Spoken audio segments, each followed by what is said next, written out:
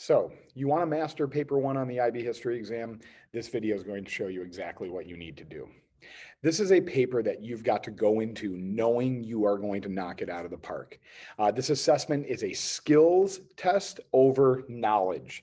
Now, if you know your stuff, you're even better off. But if we practice the skills throughout the year, if you know what you need to do on each question, you are going to absolutely blow this paper away. Time is of the essence. It's the hardest part of this test. We're going to talk about that in a moment. But every single one of my students, and I know every single one of you watching this, can absolutely knock this paper out of the park. And if you do that, you are setting yourself up extremely well for papers 2 and 3. This test can be a bear. It's the timing. If you lose track of time, if you spend too much time on any one question on this exam, you are going to run out of time and leave a lot of points off the table for yourself. You've got 60 minutes to handle this test. That time is going to go fast. So what is paper one? It is an assessment based on a prescribed subject that your teacher chose at the beginning of the year. For my class, we choose the move to global war, talking about the pre-World War II years. Each prescribed subject is based on one of two case studies. So for the move to global war, we're studying Japan and Italy and Germany in the years before World War II. The paper one assessment is going to choose one of those two case studies to address. Now, don't even think about making any predictions. Year after year, I keep thinking they're never going to ask another question about Japan. And still, it seems like more of the questions tend to be about Japan than Germany and Italy. I think predicting what the prescribed subject case study is going to be is fruitless. Know all your stuff. So when you get your paper one exam, you're going to be given all 5 of the topics, right? And you don't want to waste your reading time looking at anything that you have not prepared for. So for my students, we're going to skip right to the middle of the exam to the 3rd prescribed subject, which is the move to global war. So for you, definitely know which order the prescribed subjects are and where in the test you're going to find yours, so you don't have to waste any time finding it. This is a source-based assessment. For those of you that have taken AP World History in the past, this is your DBQ essentially, or a series of questions based on these sources.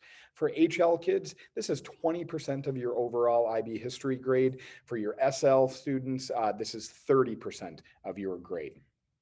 So what is it?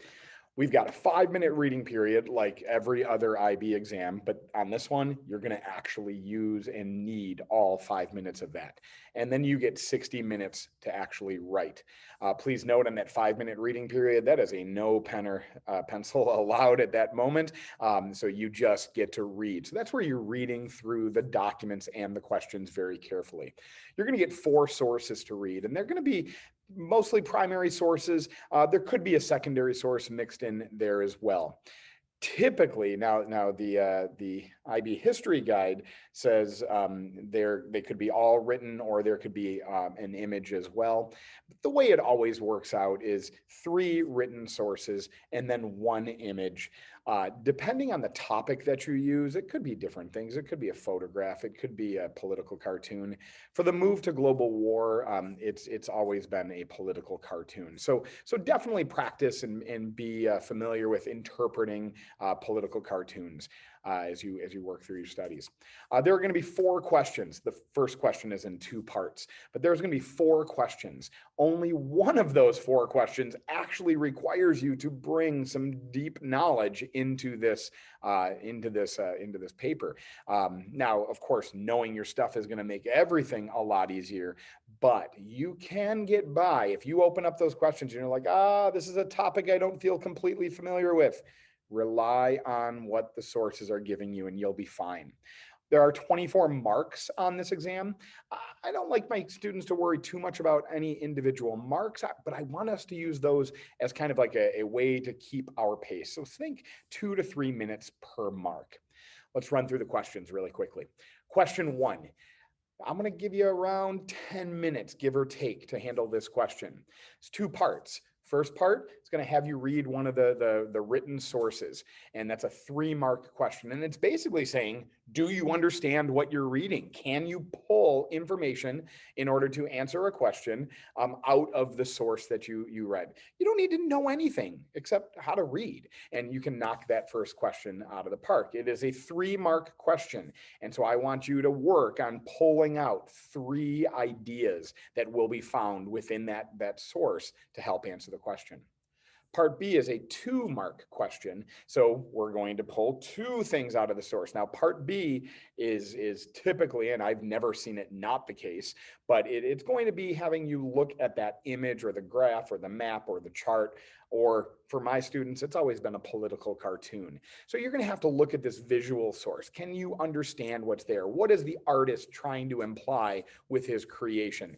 And you pull 2 of those ideas out. Now, I do think it's very important, as someone who's been a reader for the IB, I think it's very important to not just mention what the source suggests about a particular subject that you're answering, but also to explain how you see it. Like, what is showing you that thing? I will tell you that IB rubrics are notoriously thin. There's not a whole lot that readers are given to grade you on. And we are told as readers that what is on the rubric is not it. There's more out there that you guys could write about.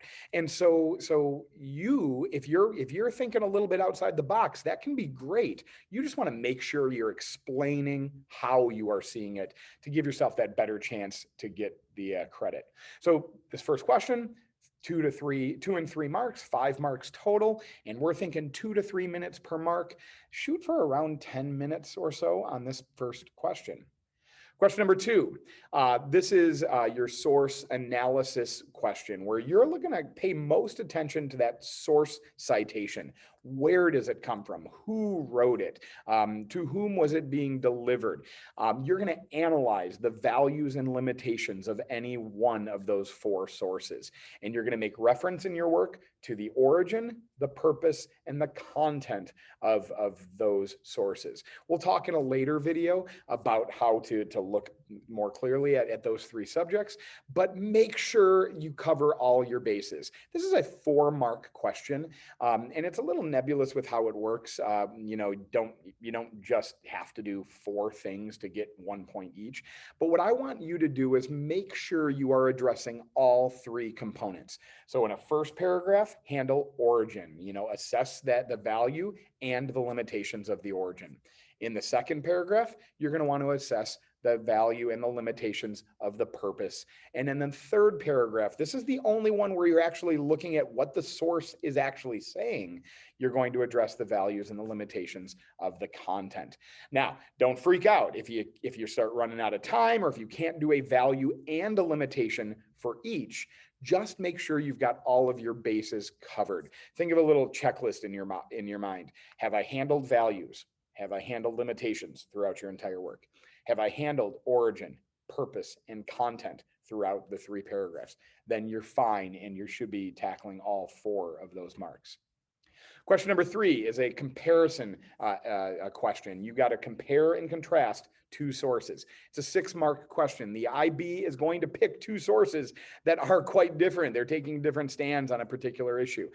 So you might very well see more differences pop up than similarities. Doesn't matter though. As a 6-mark question, it doesn't work out perfectly. You don't necessarily have to have 6 similarities and differences, but do whatever you can do and whatever is evident within that time period. You do definitely, though, want to handle both similarities and differences in 2 separate paragraphs. Do not make this the kind of question where in the first paragraph you're explaining the first document, and in the second paragraph you're explaining the second document. We want to link these things up. So in the first paragraph, in what ways are these 2 sources similar? In the second paragraph, in what ways are these 2 sources different? You can have a difference by omission. For example, source A talks about something that source B never makes a mention of. You can acknowledge a difference by omission. The final question. Question 4, and I want you to leave 25 minutes for this question. This is an evaluative question. This is a straight up essay, although it's kind of a mini essay because you're not going to have too much time to tackle it. It's 9 marks. And this is why it is so essential for you to pay attention to the timing on the previous questions, because you don't want to come to question 4 with only 10 or 15 minutes left, because there is so much on the table. This is an essay that must be analytical and evaluative, not narrative. So as I always tell my own students, when you are working through or reading through this question, you recognize that there is actually a question that you have to take a stand and you have to answer and you have to support your arguments. What do you support your arguments with? Evidence from the sources and evidence from out of your brain. This is the one part of the test where you've got to bring some solid information from what you've learned this year into your essay. Now, don't freak out if you're not remembering a ton. You know, there are often going to be big ideas that the documents. There's only 4 sources that the documents are covering, and so there's going to be a lot left for you to add in there that goes beyond those sources. I want you to structure this in a basic essay format. You should have an introductory paragraph that sets the stage for the question, that has a thesis, that answers the question, and that in a perfect world will lay out a brief roadmap as to your arguments. And then each body paragraph, and you'll probably have about 2 on this paper, each body paragraph should be addressed in your introductory paragraph. And then you work yourself through your 2 body paragraphs and try to incorporate all of those arguments. Now, it can be a little tricky because 1 or 2 of those documents, because the documents are made to disagree with each other, 1 or 2 of those documents are not going to maybe support whatever argument you have. Use them still, but refute them or make an argument that they are not, strong enough to overcome whatever your ultimate thesis is. That's paper 1. Absolutely know your plan going in, know your timing, practice this paper throughout the year, and you will be set up on exam day, and you will absolutely feel when you walk into this that you are going to walk out after the exam with a high mark, a 6 or a 7, setting you up so well for paper 2 and 3. Take care. See you next time.